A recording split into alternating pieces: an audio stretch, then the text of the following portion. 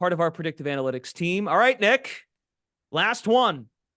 I'm kind of sad because I've enjoyed these segments with you, and I've enjoyed the back and forth, and I've enjoyed you educating me, believe it or not. So what gross game are you possibly liking this week? And what maybe is identified as a luck matchup? Well, we're going to go, like you said, gross. And seen a lot of talk on, I'm never going to bet this team. I've bet on them all year, not going to bet on them now. But that's when they hit, right? When you finally refuse because you've been betting them on all year, and I'm done with them. That's when they hit. And that's going to be the Carolina Panthers as the unluckiest team in the NFL against the Tampa Bay Buccaneers. The Buccaneers are the fourth most lucky team in the NFL per our Action Network luck rankings. And so that's a difference of 28. And you might say, well, Carolina's eliminated, but why would I bet on them, etc. But hey, they don't have any motivation to tank. Their motivation should be normal. Bryce Young is still going to try to make a name for himself, prove himself in the NFL. And Carolina could eliminate their division rival by giving them a loss here. If Tampa Bay loses, they are out because either the Saints or the Falcons will get in over the Tampa Bay Buccaneers because they both can't lose that game. At least at minimum, they'll tie, which would give one of them, if not both of them, a better record than Tampa Bay.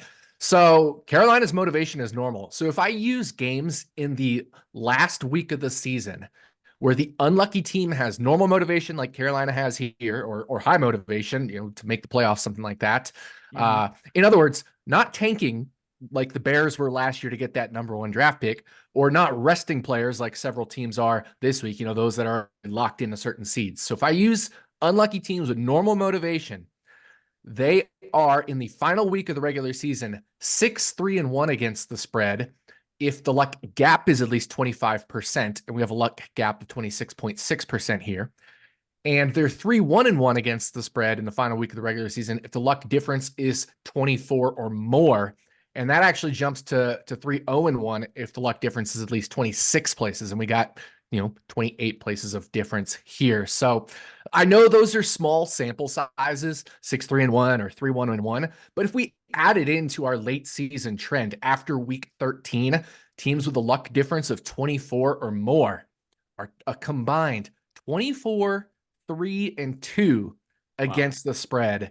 And again, that's removing one game where a team was tanking, and that was last year. The Chicago Bears were an unlucky team in that game, but they had reason to tank to get the number one draft pick. And their former coach Lovie Smith on the other side helped them out there as well by having, I think it was Houston, win that game. There was no reason for the Bears to cover there, so that game has been removed. But other than that, 24-3-2 against the spread late season for unlucky teams with a luck difference of at least 24 places in the luck rankings. Also, get this, 70% of the bets, so the public loves the Buccaneers, 70% of bets on the Buccaneers, but 60% of the money is coming in on the Panthers. That tells you the bigger money, the professional money coming in on the Carolina Panthers. We also have a pro system from our pro subscription that you can get at Action Network. And dogs after a blowout has a 58% win rate and 11% ROI, and the Carolina Panthers fit that system. And obviously, the luck rankings are another system there. So this line moved from 6 on open on Sunday after the games were played all the way down to 4. Then got that back up to 5.5, and now it's kind of settled in at 4.5, 5. So definitely like taking it in that kind of 4.5 to 5.5 range where we're not really crossing any key numbers. I got it at 5 myself. I saw it go back to 5.5. I waited. I was like, maybe we can get a key number of 6 since it got pushed back up, but then it went back the other way. So I grabbed it at 5 before it moved to 4.5, but certainly like it 5, 4.5, whatever you want to take it there. Carolina Panthers as the unlucky team. We'll call it the dab tab, dogs after blowout. I love it. That's right. I love how you wrote it in our notes. And I would imagine you'd want to get this sooner rather than later. I have a feeling this could come down as we get closer to Sunday. So I don't know. I would kind of object. I feel like a lot of people will wake up on Sunday and be like, well, the Bucs have to win. I mean, I can see both sides of it, Glass. There's been some funky line movement on Sunday mornings and getting up to till kickoff. A lot of those parlays, Glash. I've said it a couple times. This is a few years ago now, but this game reminds me a lot of Jaguars Colts, and the Colts had to beat the lowly Jags, and the Colts absolutely laid an egg, and the Jaguars had nothing to play for, and they smoked Carson Wentz and the Colts. This game reminds me of that a lot. Yeah, well, Nick, also too, I would say, I know you have a great track record of when Glash and I, don't like your pick, but to me, you talk about your window here. Like sometimes you're like, hey, if the gap is between, 7 and 9, I like it even better, whatever. This is that for me. This is my window. This is ugly, but just ugly enough that I'm game to play the Panthers here. I'm definitely convinced. So I don't know. Maybe that's not a good thing for you, because it's better when we call you an idiot and then you get to come on here and troll us. Never called him an idiot. We never did. Here's an interesting stat. Okay. In terms of offensive success rate, Carolina's third worst in the NFL, but everybody loves Baker Mayfield. But the Tampa Bay Buccaneers are actually in the bottom 7, I think it is. So I've 6th in my data, but it always depends on how you count each specific play. But in terms of rush and pass plays specifically, Tampa Bay 6th worst in the NFL in offensive success rate. It's a very good point to bring up Baker. This is very redeeming for him too. Like he's had a great, he had a great November and December, but if he doesn't play well, that impacts contract, and you might only get another 1-year deal if it's in Tampa or somewhere else. That's another fascinating element. You have a luck under for us that you have identified for this week too. Oh yeah, I love this one. The Sunday night game, the final game of the regular season, Miami and Buffalo under 50. This game has a luck total of minus 5.7. And we can count this as a regular game as well. Both teams should be pretty motivated to win. It'll help getting a home game or getting into the playoffs, those kinds of things, winning the division. So we can definitely consider this a valid luck under. Luck unders are 29, 18, and 1. That's 61.5% this year to the under, and 123, 84, and 3. Almost 60%, 59.3% over the last 6 years in more than a 200 game sample size. So, I think this under makes a lot of sense. Tyreek Hill re-aggravated that ankle injury. So, he's not 100%. Jalen Waddle, is he going to be 100%? Is he even going to play? Tua got a shoulder injury right there at the end of the last game, minor shoulder injury.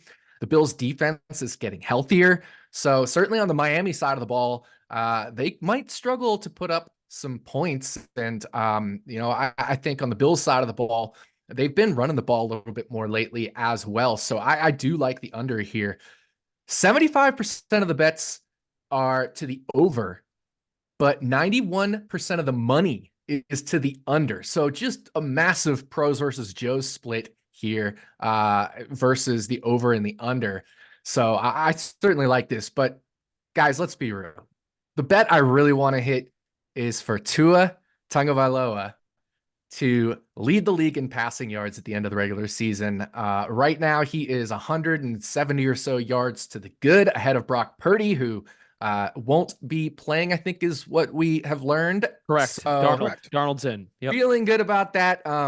Dak Prescott and I think Dak Prescott and Jared Goff would be the major threats. But again, Goff doesn't necessarily have the most incentive to play here either. So I really just got to fade Dak Prescott in this one. Yeah, move it up and down the field, but no points. I gave it 22-1 on Happy Hour in our pre-season show. I know. That was the show. Why you should pay attention to Happy Hour. That's about as good of endorsement as you can give. It's I don't mind the under with a lot of the gymnastics with who's in, who's out, how's this going to play out, who has to win, who doesn't have to win. Let's take an under. Let's just figure, fine, let's do that. And you actually have one more for us as well, Nick. Yeah, so there is one more luck under, and I haven't played this one yet. The other two I have, the matchup and the Miami Buffalo game, but this is between Dallas and Washington. Under 46 right now would be the total, and this has a luck total of minus 8.3. So we are getting a little bit into that potential reverse trend here where, these teams just actually go over more than expected. So potentially that could be the case, but we are tracking both big and sharp money on the under. 75% of the money is to the under, despite around only half of the bets go into the under. I think it's like 53% to the under right now. So certainly some professional money coming in on the under here. And another trend that favors the under is when divisional teams meet for the second time and the game is a luck under, the unders are 20 and 10. So that's 66.7, 2/3 of the time it does go under. So even bigger than those 60% trends we're seeing, 61% trends we're seeing around just general luck unders. So more like 2/3 of the time these games go under when it's divisional teams meeting for the second time. These teams, like I said, met on Thanksgiving. And in that game, they combined for 55 points, but that definitely included plenty of garbage time. There was a Cavante Turpin garbage time touchdown. There's the Deron Bland record-tying interception return for a touchdown. That game never ended, Nick. That game never ended. It really didn't. It never ended. So, a lot of late garbage time points. We had a 49.5 expected score, total score from that game. So, it certainly is higher than we have it now, but I do think there was just a lot of garbage time implications here. This has moved from 44.5 all the way up to 46 recently. So there still is hope for this getting pushed up even further before I would end up taking the under. So that's kind of why I'm holding out here. And I do want to say, Deron Bland is 200 to 1 to win the Defensive Player of the Year. He was the Defensive Player of the Month in November. He has the NFL record for pick sixes in a season. And if he gets one more defensive touchdown, he will break the single season record for defensive touchdowns, because you also have to add in fumbles, right? If Myles Garrett, who's the favorite, how valuable is he to the Cleveland Browns? That defense would probably be really darn good even without him. TJ Watt is in the top 3. They might not even make the playoffs, the Pittsburgh Steelers. So the only other person in the top 3 in odds is his teammate Micah Parsons. So I don't hate a little sprinkle on a 200 to 1 flyer on Deron Bland, Defensive Player of the Year, especially knowing it happened in a primetime game, Thanksgiving, and then the last game of the regular season. If he sets that record, it'll be the most recent thing on voters' minds.